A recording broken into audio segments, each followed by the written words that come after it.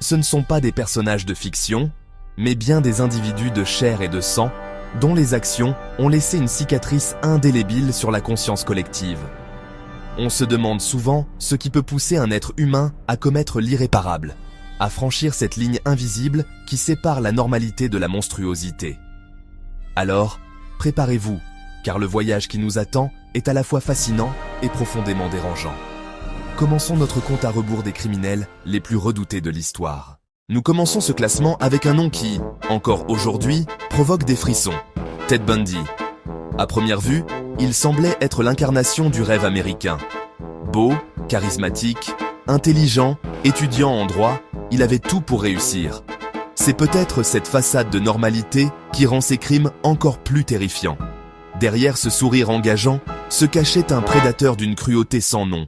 Un monstre qui a traqué, enlevé, agressé et assassiné des dizaines de jeunes femmes à travers les États-Unis dans les années 70.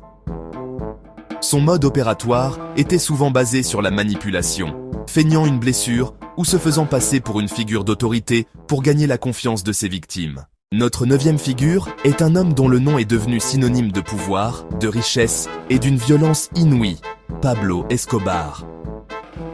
À la tête du cartel de Medellín, il a bâti un empire de la drogue qui inondait le monde de cocaïne dans les années 80. Son influence était si immense qu'il est devenu l'un des hommes les plus riches de la planète, avec une fortune estimée à plusieurs dizaines de milliards de dollars. Mais cette richesse s'est construite sur un fleuve de sang. Escobar n'hésitait pas à utiliser la terreur comme un outil pour asseoir son autorité, instaurant une politique connue sous le nom de plata o plomo, l'argent ou le plomb. Nous abordons maintenant une figure dont les crimes dépassent l'entendement. Un homme dont le nom est gravé dans l'histoire comme le symbole absolu du mal. Adolf Hitler. Son ascension au pouvoir en Allemagne dans les années 30 a ouvert la voie à l'une des périodes les plus sombres de l'humanité. En tant que Führer du Troisième Reich, il a été